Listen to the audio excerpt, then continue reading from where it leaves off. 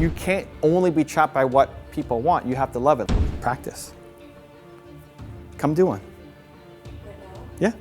What would your advice for them be? Feel the fear and do it anyway. Do you have any tips for YouTube on how to grow in 2019? What kind of content do you make? Self-improvement. So like thought leadership stuff? Yeah. The biggest thing for a thought leader is I want you to teach me to think like you think. So you think differently than most people, right? Than like most people walking around you think differently than them. And so that's your number one job, is to make me think like that. So people often get too wrapped up in the editing, and you spend 20 minutes making a video and then 5 hours editing. You're training the wrong skill. You're training yourself to be an editor instead of what you should be doing is practicing for 5 hours and only 20 minutes of editing. So sacrifice on the editing to have a good quality video of your thoughts, because that's what I'm coming to you for, right? Now Danny, Danny, my camera guy, if he has a YouTube channel, it better be good video, because that's his business, right? If you have a video editor who can't edit, then that sucks. But I'm not expecting you to have amazing video editing. So it's now, how do I increase the quantity of the videos going up? How often are you making videos? I was doing it like every day for 3 weeks, but then I stopped Okay. for a long time. So I know consistency is a big thing. Because what's a big thing? Oh, consistency. Yeah. So I would look at, if you could get daily, that's amazing, but I would look at least 3 times a week. How long were your videos? That's another question I had. So I'm not sure, because before I was thinking like probably shorter, because everyone's, has short attention spans and all that. But then I got some feedback that if you're doing thought leadership kind of, self-improvement, that people actually do want to hear what you have to say and it should be longer. So I'm not really sure. I have a kind of range of them. So internally, we look at 10 minutes plus. If a video is not 10 minutes, we try to make it 10 minutes, if possible. Like, don't fill it with crap, but at least 10 minutes. My best video was 38 minutes on my channel. And like we're talking, we've got videos out of 4, 5, 6 hours that are crushing it too. The only short videos that pop are typically music videos because people are repeating. But you wouldn't say that it affects your view rate or like YouTube pushing it out to other... YouTube pushes out longer videos. Yeah. Like go to your home screen and look at what videos are being put out that are not music videos and see how long they are. They're not these short 60-second, 2-minute videos. Almost no like 2-minute video pops on YouTube unless it's like Jay-Z throws a baby off the cliff or something, like something crazy, and that's the only footage of it. But otherwise, it'll be longer videos. So we go 10 at a minimum, and then if we're done with the content, we stop. But there's no upper limit on how long we go. So I would look at how can you get to 10-minute videos 3 times a week. And one more question that kind of ties into that is, let's say, because I know some people recommend like each month focus on a new kind of skill to build. So if you are taking the YouTube like thought leader route, what would you recommend doing, like, let's say for the next 6 months or a year, like the 6 or the 12 things to focus on most? So I wouldn't focus on a different skill for like a month at a time, because the problem is if you're going to come and learn salsa dancing for a month, then people would join you on your salsa journey, but then you stop. Oh, I wanted more salsa videos. And so you're training your audience and then you're losing them and then you're training a new one. So what I would do is, if you're doing 3 times a week, I would have 3 different series that you're constantly doing. So for example, one could be you talking to the camera. You talking to the camera like with a whiteboard or something. I'm going to teach you the 5 ways to do X, Y, Z. Boom, boom, boom, boom, boom, right? That's one series. So every Monday that comes out. Every Wednesday, you've got you coaching somebody. You take somebody from your Instagram audience and you say, hey, I'm doing free coaching, as long as you're willing to make it public. And then you and that person, you coach them for 25 minutes. And so it's the Wednesday coaching series. And then Friday, you try something else. Friday is you in the car ranting about something. Or Friday is you sing-along challenge. Or like, I don't know, whatever you want to do. But then you start paying attention to the series and which one is working. But it's consistently. So every week I'm getting that same content. What was your biggest challenge growing your YouTube channel the past couple of years? The biggest one in the past 3 months, 4 months, has been I split my channel into 8 channels. So I don't know how OG you guys are with my audience and how long you've been around, but there's about 5 people in the world who I would take YouTube advice from. One of them told me, you should split up your channel into multiple channels and only do 1 video a day. And another one told me, don't do that, it's the stupidest thing ever. My 5, opposite advice. So what do? Right? Well, I already know what keeping my channel as is looks like, so I said I'm going to go for it and just see. It's actually hurt my channel so far, splitting it up. So maybe a mistake. I don't know. I'm going to give it a little bit more of a stretch to see is it worthwhile or not. The hardest part after that has been just constantly trying to get better.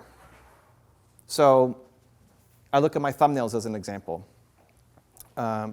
If you go to YouTube events, often people will use my thumbnails as this is what a perfect thumbnail looks like. I was at a YouTube event where 4 people in their presentations had my thumbnail as the best thumbnail. Meanwhile, I'm telling my team, our thumbnail sucks. Like, we got to make it better. We got to double the click-through rate on our thumbnails. And so when you have no thumbnails, it's easy to crush it on the thumbnails, but then to make them better consistently becomes hard.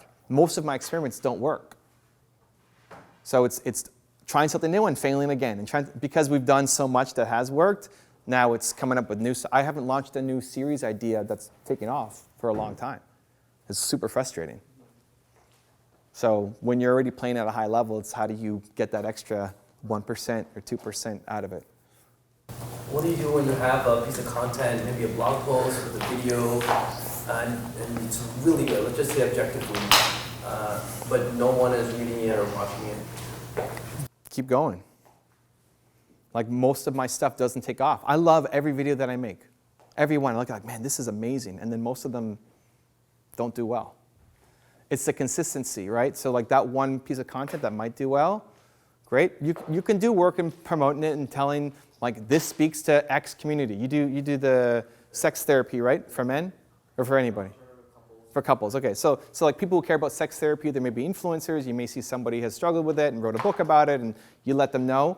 I've always found the best marketing is just more content. Just more content. Just keep making more content, because every video becomes a chance for you to win. I was talking with these guys about a buddy of mine, Charlie, who runs Cruiser on Command. He did a profile on me for his channel, and he had 1 million subscribers at the time. I had about 400,000. And when he put out the video, I gained about 7,000 new subscribers from the video, which sounds great. Like 7,000 new subscribers, a lot of people would take that. But I was getting around 2,000 subscribers a day already. So with the amount of work that it takes to, now that just happened, but if I was outreaching and trying to make it happen and flying to wherever, it's just not worth it over just making more content. So having a great piece of content, I would probably just put it on my YouTube, the homepage, make that my channel trailer, whatever you're most proud of, and then just keep making more content. How do you find your content ideas? It's a mix of what I want to do with what people are asking me about. So I'm actually pretty ignorant and don't know that much. So a lot of the people that we profile I'd never heard of before. People that I love that we've profiled, like Priyanka Chopra is this famous actress that I'd never heard of before, but she's got a fire video, right? Naveen Jain was an Indian entrepreneur, billionaire that I've never heard of, but she's got fire videos. And so most stuff I know zero about. I have a new series on my test channel where I look at different industries and show people how to make money from different industries, like what keywords to target. And the first one I did was cooking recipes. And like, I know nothing, I don't cook at all. And then the last one I recorded yesterday was about the fishing industry. So this guy says, can you do one on the fishing equipment? Like, I don't fish, I know zero about brands of fishing. So, but I learn about it, right? And so it's what people ask me to do, and I need to feel a connection to it. Like if you ask me to do it on this person, but I don't like that person. Or like John Travolta, people have asked for. We can't get enough content. For John Travolta's interviews all suck. He gives like 4-word answers, and it blew my mind.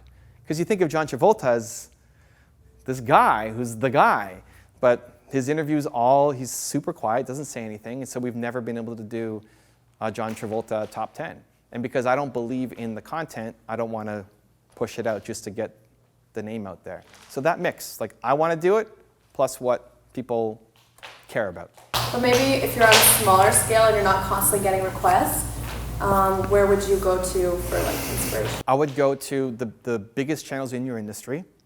I don't know if it's Gary Vee or Mel Robbins or like whoever you think is the person, and then go look at their comments.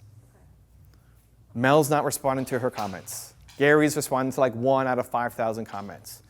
And then you can say, this person asked this question, and I'm making it for them, and then you can message them and say, hey, I saw you ask this question on Gary's channel, here's my answer. You're like the only one who's gonna answer them, right? Or go to Instagram and look at, same thing, whoever you follow, Mel Robbins is not responding to all the comments, give your take on it. Yeah. So how do you view your YouTube channels? Do you think they're they're a cash flow generating mechanism, or are they your marketing venue, or like exactly how do you view them? That's an interesting question. How do I view my YouTube channels? I want to be proud of the content itself, right? Like I want to have an impact. I want to help entrepreneurs. There's a lot of ways to do it. This is part of it, right? Why do this? I like the face-to-face. So I make the YouTube channels not, the first goal of the channel isn't I need to make tons of money from this channel, or I'm only going to make videos that make me money, right? Like if I did the top 10 stupidest things Donald Trump has said, like that video would blow up. Right? Or the 10 stupidest moments from Kanye West, people love negativity more than positivity, right? So I don't look at it as this has to be the cash cow or this is just a marketing thing. Like it's the thing. I like doing the work, and then it ends up becoming all of it. Like my YouTube channel leads to marketing opportunities, leads to speaking gigs, leads to book deals, leads to all this stuff, but I didn't make the YouTube channel to lead to those things. I made the YouTube channel to have an impact. And I write the book to have an impact, and I speak to have an impact. So passions first, and then everything else just takes care of itself. Yeah, and it still has to work, right? Like I could be passionate about, I'm not obsessed with YouTube. I just think right now it's the best place to be. He's got this 3D thing camera on me right now, right? Like this thing will be the future, right? So, and YouTube may not be here. So I don't care about being the best on MySpace, right? So you have to be relevant to, I'm not obsessed about where I'm playing. I care about impact. And right now the best impact is through YouTube. So that's where I'm playing. What's your advice on that? Like, how much is too much, and how do you handle that sort of dropout, factor where people are unsubscribed? For you to make, for the consumer, as much as you can. Really? Yeah, dude, I make 4 videos a day. My main channel has 1 a day. It used to be 3 a day, and we split them. But across the channels, we do 4 videos a day, 3.7 videos a day. Because somebody needs to hear that message, and you never know when that video is the one that's going to end up popping. And if people unsubscribe from you, then 1, they may not be the right fit. Awesome, right? Like if she's making all these salsa videos and then goes to something else, like I don't want your something else, I want it to salsa videos. But it has to still be that combination of, if she just makes salsa videos forever because that's what her subscribers want, she's going to hate her life. Because you want to grow, right? Like you can't just be trapped. Listen, I love salsa, right? I mean, we own this place, but you can't only be trapped by what people want. You have to love it. Like I love making the top 10 videos. If I stop loving it, I'll just shut down that part of the channel, and I'll lose people, and that's okay. Right? Like, are you still buddies with everybody you went to grade school with? Like, people leave. That's good.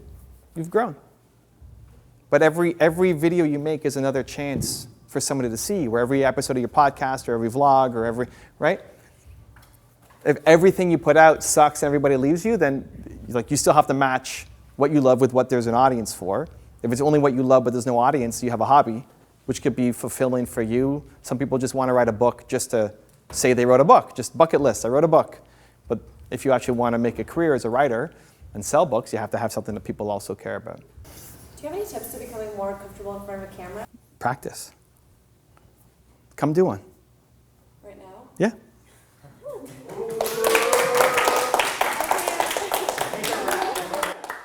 This is how you get comfortable in front of the camera. You get up and you suck, and then you keep going. I can't. Oh, you will. What are you talking about? Well, hold on. What are you talking about on your channel? What are you talking about on your channel? I do self-improvement. Okay, so what's one thing that people need to do for self-improvement? I think self-love, self-awareness is really important. It's kind of a really broad area, but depending on what you want to do, I think looking at books or thought leaders that are good at doing whatever you're interested in, becoming better at is important too. Okay, so I'll ask you 3 questions. And we'll film it. Okay, this is the challenge. Nervous is good. Is your heart beating? When your heart, that means you're doing the right thing. Okay, so you could say your name and where you're from, like the company, or what you're doing. Hi, my name is Renelle, and I have my own YouTube channel. It's called Renelle Leviton, and it's on self-improvement. So you talked about self-love being super important. What's something that everybody should do to have more self-love in their life? I think taking time out of your day to work on your mental health, building your self-confidence, making sure that people that you look up to, who you find confident, you're following in their steps, reading, there's so much resources out there on YouTube, books. Just making it something that you prioritize in your life, making time for it, and making sure that you're making the most of the resources available to you. What book are you reading right now? The Untethered Soul. Okay, what's that about? It's about using your mind to, I'm just at the beginning stages, but That's okay. Using your mind to kind of be able to be in control of your emotions more. So understanding how your thoughts can dictate what you do, and rather than kind of being more animalistic and just acting on that. And if somebody's afraid to do something, like maybe get in front of a camera and make a video, what would your advice for them be? Feel the fear and do it anyway. I love it. There you go. That's it. What was the question again? You should suck at the beginning. You should look at your stuff and it should suck. It was 350 videos until I wasn't completely embarrassed by my content. I would look it back and say, "Hold, I can't watch this." 350. Yeah, and then 700 until I liked one. Until I looked at it and it's like, man, I'm starting to get kind of good at this. 700, right? So most people quit too soon. They quit at 1 or 4 or 10. So just expect to suck. And then that's just more being gentle on yourself, right? Like I looked at myself and man, I hated it. Okay, that's okay. For where I'm at, that's okay. I'm gonna get better. But you're proud of your effort. Like the fact you got up here and you did great. If you got up here and just vomited on the floor, I'd still be pumped. Because you did it, right? I mean, we clean it up and everything, but slow motion for the camera and that'd be great. Great content.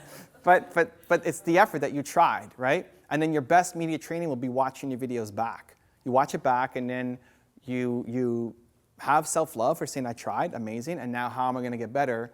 You critique yourself and say, here are 3 things I'm going to do to get better. I think we're often our own worst critic, which is awesome, but you have to at the same time be your own best supporter, which is, I think, is what we're missing too much. So you did it, it's amazing. Now get up and, if you did a video every single day, whether it's in front of people like this or just on your own, you did it. You'll get better. Go make a video in public. Go walk down Yonge Street, hold out your phone and go talk about something else. So it's the doing it, right? Now you did, now you can do it again. Now going home and filming is gonna be much easier compared to what you just had to do. If you wanna spend some one-on-one time with me, I have a special offer happening right now. Go check out the website right next to me. Continue to believe, and I'll see you there.